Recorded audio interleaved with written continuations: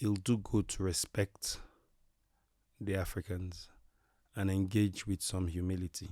Because, yes, some of us are treating this as religion and a cult, but some of us are actually building with the tools and using it to build a new system. But if you don't come with that mindset of respect, you will not understand what we're doing, you will not appreciate what you're doing, and you will not be able to plug into what we're doing and to be to your detriment. So, Femi, how are you today? I'm brilliant. Yeah? Yeah. Good. It's been a wonderful AfroBitcoin 2024. Yes, it has. So thank you, and kudos to you as well. It's been Thank special. you. Really special. I mean, I wanted to get to know a bit more about Bitcoin in Africa today and to touch upon some of the themes you brought up in AfroBitcoin, your keynote yesterday. But I also want to know a little bit more about you and how you entered the Bitcoin space. So if we could start off with a little bit about yourself before we go into Bitcoin in Africa. Okay. So my name is Femi. I'm Nigerian, but I live in Ireland. I worked in tech in Nigeria for a bit. 14 years ago, I co-founded what is now the biggest technology hub in Africa. We have spaces called the CC Hub Group. We have spaces in Nigeria, Kenya, Nairobi here, Rwanda, Namibia. I left that in 2019. Okay. Went to do a master's in education. And then sometime in 2021, late 2021, if some folks reached out to me and said they're trying to set up a program to train Bitcoin engineers from Africa, and could I recommend someone who could help them run it? I mean, you're like, it's me. But I mean, I didn't know what it was. I mean, I'd heard about Bitcoin early. I bought Bitcoin and all kinds of coins in the 2017-18 period. Oh, right. Nice. Lost lots of it. But I only knew Bitcoin as this thing people bought. I didn't understand Bitcoin as technology. Okay. And if they're saying they're interested in Bitcoin developers, I needed to understand what exactly is Bitcoin development. Right. So I went online to check. And the more I read, the more interesting, the bigger the picture I saw of the technology. Okay. And I think the timing for that conversation was also right because I was also in the middle of a transition. So I said, hey, okay, it sounds interesting. What if I ran it for you? And then we talked at great terms, and as I said, the rest is history.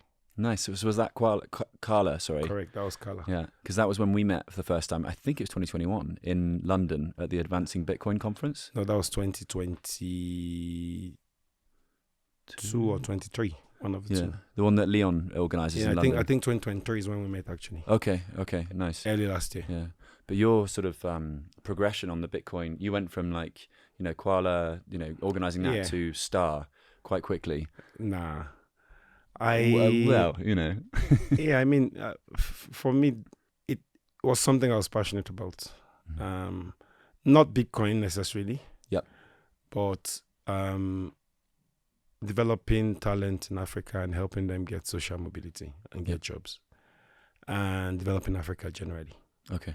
And the work I've been doing for years has been in that direction, helping develop the continent, develop businesses, startups that solve social problems on the continent.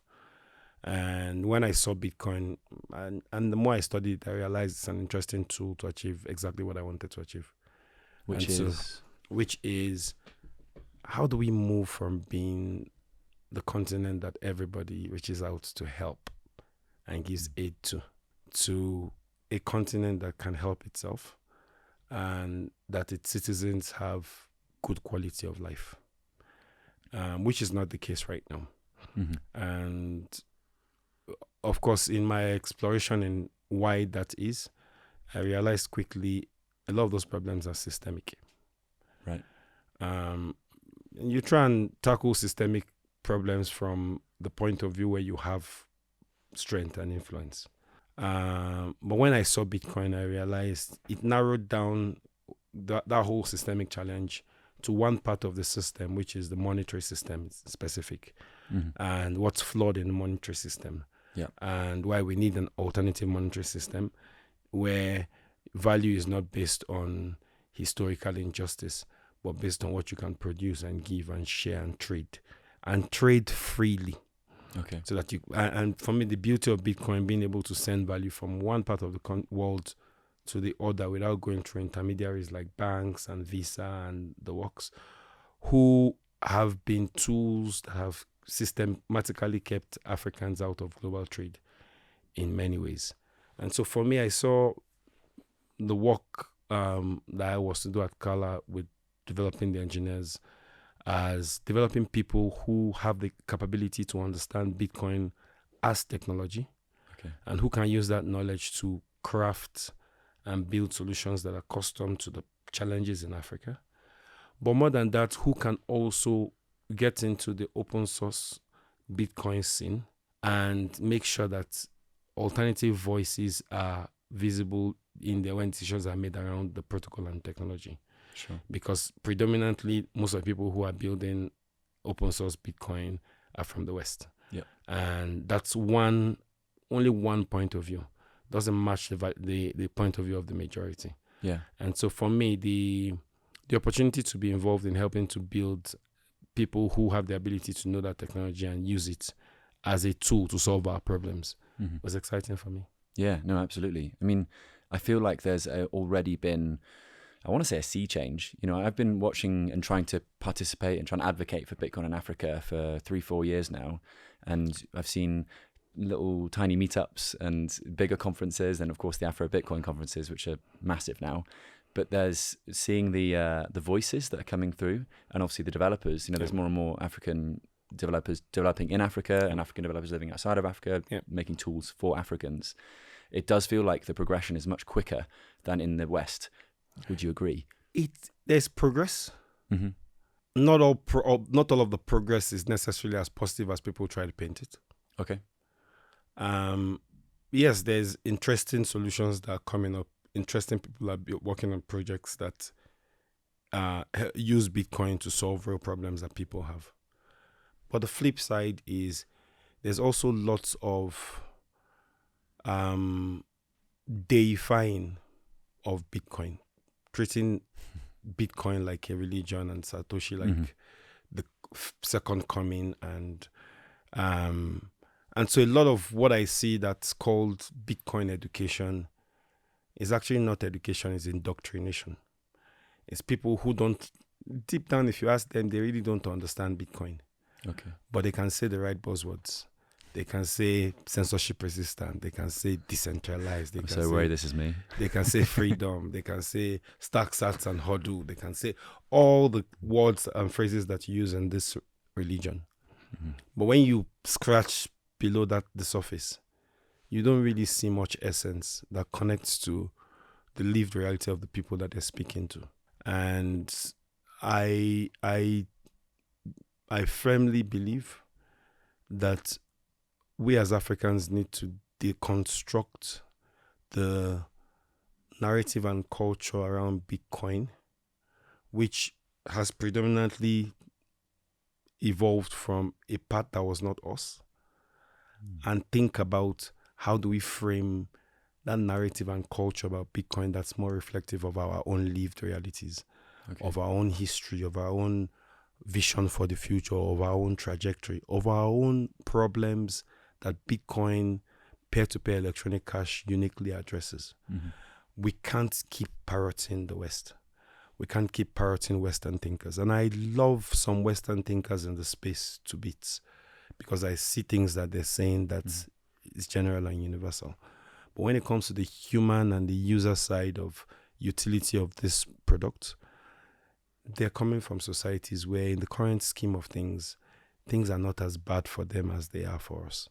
And so they frame the reality that's based on where they are. And I want my people, I want us, I want me, and I want the African ecosystem to frame a narrative of reality that's more reflective of us and our own lived stories. Okay. And so, I mean, I was going to quote this from your talk yesterday. You know, you said Bitcoin is not a religion, it's a tool. The danger in Africa is that we spread the gospel of Bitcoin according to Westerners, and we look like deranged cultists. I wanted just to Yes. quote that anyway, and of course you agree with it, and you've just touched upon that just now.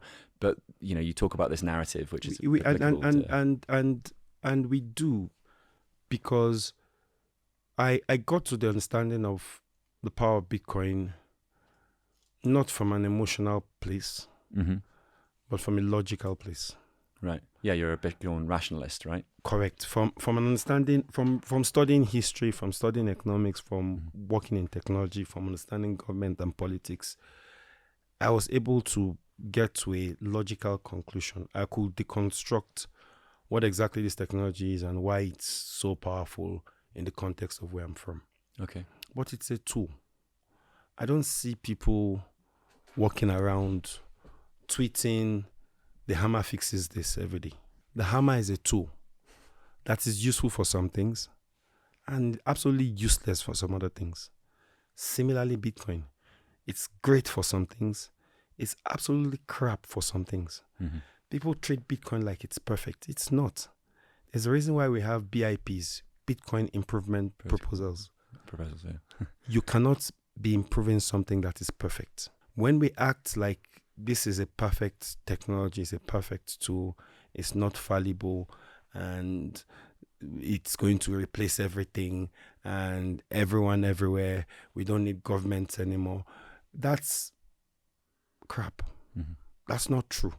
Yep. That's not the reality for everybody everywhere in the world. And when I see my people parroting those ideas and thoughts and philosophies without critically questioning them, Mm-hmm. then I have a problem with that. And when they say religion is the opium of the masses, what does opium do to you? It dulls your senses and you can't think. And it's the same way for a lot of these people. Bitcoin is like opium. Their senses are fully dull. They may sound smart to themselves, but to the people they're trying to reach, to convince to use the tool, they sound like weirdos. It's true. Also, thanks, by the way. Bitcoin is opium is going straight on that thumbnail. Amazing. Or Bitcoin is like opium, rather. Okay, so you mentioned the narratives earlier. You touched upon you want the narrative to be, deconstruct the Western narrative, create the African narrative. But what is the African narrative? So I'll tell you one of the prevailing narratives that worries me, that we take like gospel truth, but doesn't apply in our part of the world, for example. We've taken it as gospel truth that the primary way you get Bitcoin is to exchange your fiat for it. Yeah, that sucks. So you have fiat jobs, you earn US dollars, you earn whatever it is, and then you convert it into Bitcoin. The problem with that paradigm is that the winners in the fiat world who can acquire more Bitcoin suddenly become the winners in the Bitcoin world. Yep. We're seeing that already, aren't we, play out? Yeah. In the global majority parts of the world, in the current fiat system, people barely have enough fiat to survive. Talk less of having enough fiat that they can convert into Bitcoin and not touch for the next 5 years. You're talking about societies where there is no credit system in the fiat world. And you're a Westerner who you can live month to month on your credit card. Yep. Right? And so you can take a huge chunk of your fiat earnings and convert it into Bitcoin and hodl. That's another one that I find problematic. Mm-hmm. When we tell people, we shame people for spending Bitcoin. Mm-hmm. Satoshi invented peer-to-peer electronic cash. Yeah. From what I know about cash flows. Cash flows from areas of low value to areas of high value. If you have something that I want and I need it, I give you my cash, you give me what I want. Mm-hmm. Cash has flown from me to you. And economies grow when cash is actually flowing. Mm-hmm. When we tell people to take all that cash and bury it in a pot somewhere, then the value that happens from trading that value no longer exists. Mm-hmm. When I buy something from you, you gain, I gain. Mm-hmm. If I have all that money and I stash it in a pot somewhere, who benefits? Yeah. So when I hear stack sats and hodl, yes, I don't have a problem with saving. No, of course. I don't have a problem with saving.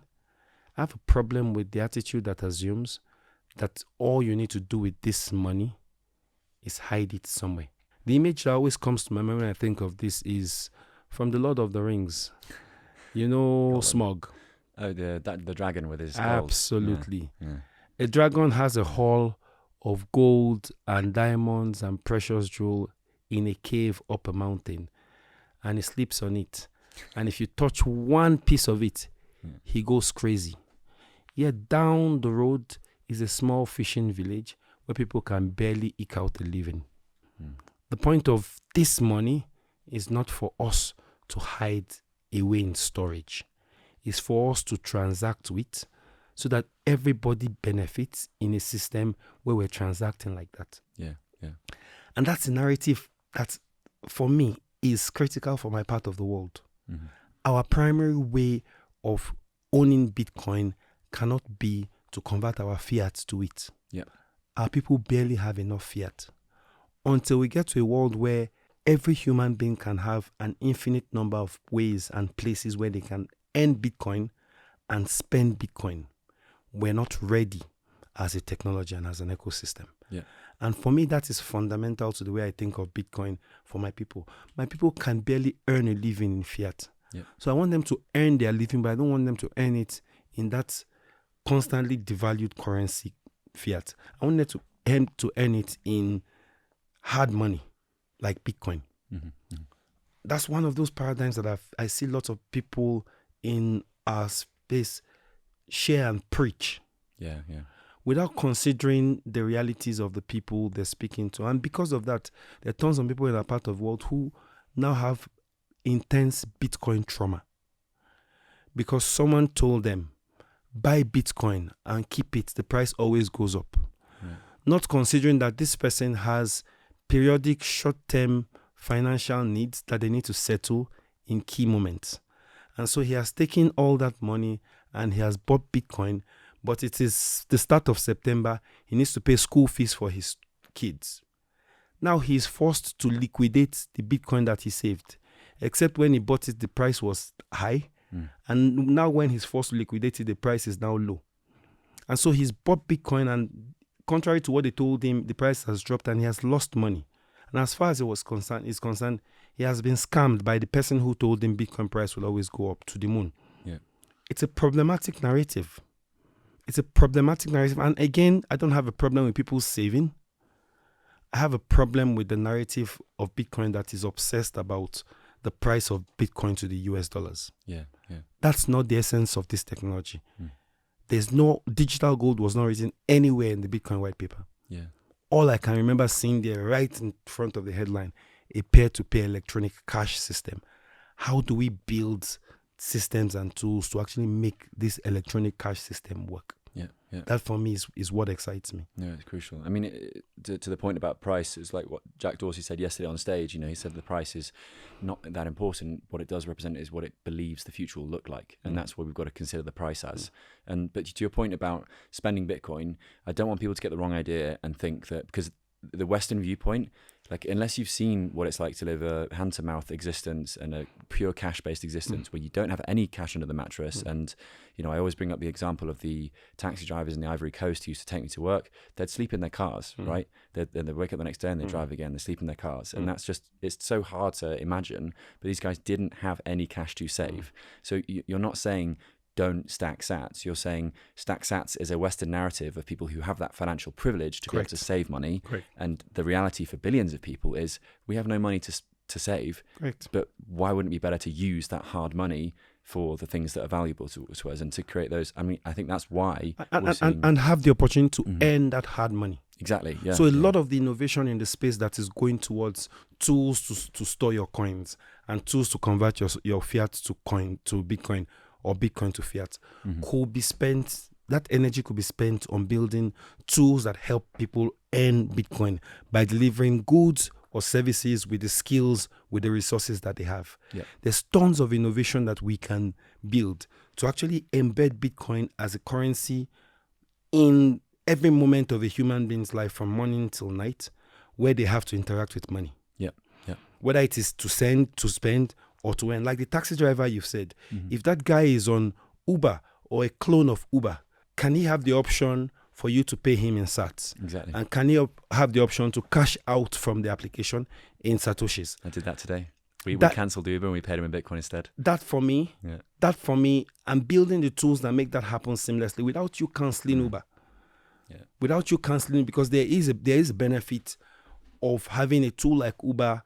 First, make sure that you're entering the cab of someone that is vetted and verified for your own security sake. Yeah. But that's also arbitrating what exactly is the right price for the journey that you're about to take. Yeah. Yeah. So that you don't have to go off those applications to do a direct one-on-one Bitcoin transactions. How do we either build alternatives to those applications where Bitcoin pay in, pay out is an option, or get those big guys to actually integrate Bitcoin pay in and pay out?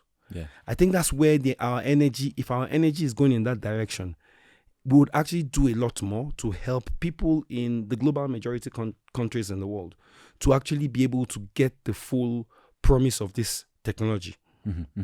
Yeah, no, I totally agree. And I think that's also why we're seeing more circular economy initiatives and earning Bitcoin initiatives pop up in emerging markets. You're not going to see that in London anytime soon. Someone that's insisting on being paid in Bitcoin so you can spend it at the pub. I like circular economies. Yeah. I think a lot of Bitcoin circular economies are copy-paste pilot projects that are not achieving the scale that we need. No, not at all. And if they run out of Bitcoin injections, then they tend to fade away, right? The level of the problem that we have in my part of the world, we don't have a lot of time for tiny experiments that don't scale. Okay. And for me, we need to be thinking big. We need to be thinking ambitious. We need to be thinking scale. Because you're talking about billions of people on this planet today who are still living under less than $2 a day. For them, they don't have the time for you to build a small village circular economy and then the next small village circular economy. They need scale. So we need to be looking at what are the tools that already exist today in the fiat world that is scaling, earning fiat. Like M-Pesa, like those kind of solutions, right? Like Uber. Okay. Like Airbnb. Yeah. Like Upwork. Marketplaces where people can sell a skill or a service or time or a ride for money. Right. And because those solutions are already reaching millions of people at the moment. How do we either build alternatives that include Bitcoin pay-in, payout? Or how do we take the ones that have already achieved scale and network effect and get them to integrate Bitcoin pay-in and payout? For me, you get one of those big players to integrate Bitcoin. In one fell swoop, you've reached the more people than all the current circular economy projects we have in the Bitcoin world combined. By 100x. Or 1000x. So why are we not thinking at that level of scale? Well, the challenge then there is that people still might not use Bitcoin in those circumstances, right? We assume that I have to say I'm using Bitcoin to be using Bitcoin. Yeah, I fall into this trap quite a lot. It's a lot of times, I don't need to know I'm using Bitcoin as long as I'm using Bitcoin. Yeah. It can be the settlement layer at the back. That's Tando, right? I've lived off Bitcoin here. Absolutely. Yeah. And people didn't even know it. And to be frank, for me, that's the proper transition from the current state system to that Bitcoin system. Okay. It won't start from people don't have to get a diploma or study a whole textbook to be able to use your technology. Yeah. If we can't simplify the technology to the point where my old mom or my old dad in the village can use it seamlessly, then we're not ready for the limelight. Yeah. I mean, the example I always use everywhere is mobile apps. Ask my mom if she has mobile apps, she'll tell you no. Because she doesn't know what a mobile app is. Ask her if she has WhatsApp. Of course she has WhatsApp. Yeah. Because when she wants to speak to her grandkids, she uses WhatsApp. Now imagine if we said, this is what a mobile app is, and this is the iOS ecosystem and the Android ecosystem, and this is what an APK is. You've lost the poor old woman. All she wants to do is talk to her grandkids. And it's the same thing with Bitcoin. We assume people need to understand the history and the philosophy and every single key part of Bitcoin to use the technology. It's not necessary. People don't care about Bitcoin, and they shouldn't. People care about the things that are important to them. They care about the problem they are trying to solve in the moment.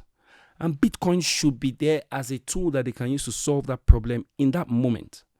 Thinking that they need to care about Bitcoin is turning Bitcoin into an idol. And that's what I have a problem with. People can use Bitcoin without necessarily becoming part of the cult of Bitcoin. Really, really good point. I totally agree. And I love how passionate and the feeling really comes across. Listen, we're coming to the last 5 minutes and I'm trying to do lightning rounds with every person I interview. Some of these questions are a bit silly. Some of them are more serious. And it's really quick. First thing comes into your head. So first question, can pineapple go on a pizza? No. Okay. Absolutely awful. It's too sweet and nah. Okay. Hawaiian pizza, nah. Bits, sats or bitcoins? Sats. Where will the Bitcoin price go during this bull run? What the height? I don't care. Don't care. Got it. What's one thing you'd ask Satoshi if you could? I don't know if it's an ask. It's a thank. Thank you for going away. Good. That's one of the best ones, yeah. What's your favorite Bitcoin meme, if you have one? I hate them. No, you hate Bitcoin memes. Passion. I hate them with a passion. I consider them as religious icons. Oh, they're comedy. They're fun. Nah. No? Okay. What's one thing Bitcoiners need to do better as a community? They need to leave the Bitcoin bubble and interact more with real human beings. Bingo. If you weren't working on Bitcoin, what would you be doing? Helping make the world better in one way or the other. Very good. Okay. Which takes us to, let's jump to the last part of the questions here. So I want to talk about what Bitcoin in Africa looks like in the future. And then also, you've kind of put this across already, but we'll address this first. Like, if there's one key message you'd like Africans to understand or to take away from your work, what would that be? And then separately, what's one question you'd like Westerners in the Bitcoin space to understand from your work? We'll go Africans first and then Westerners. For Africans, I would like them to understand that the system is just being built. And they have the ability at this time to be involved in building the system. Mm-hmm. And whereas in the past we're used to things being built elsewhere or invented elsewhere and imported to us, we actually have the opportunity to lead the way. Yeah. Build the system that works for us and import that system to the rest of the world. But we can't fully arrive until we take agency for how the future turns out. Mm-hmm. And I'd like them to know that they have the power. Okay. In the words of my friend KG, permissionless is an understatement. You don't need to seek permission from anyone to create whatever you need to create with this tool. The tool is just there. Okay. Yeah. Fantastic. Okay, and your message for Westerners, I think also particularly Westerners, Western developers, entrepreneurs, Western Bitcoiners looking at the Bitcoin space in Africa as well. Our Bitcoin reality is not yours, mm-hmm.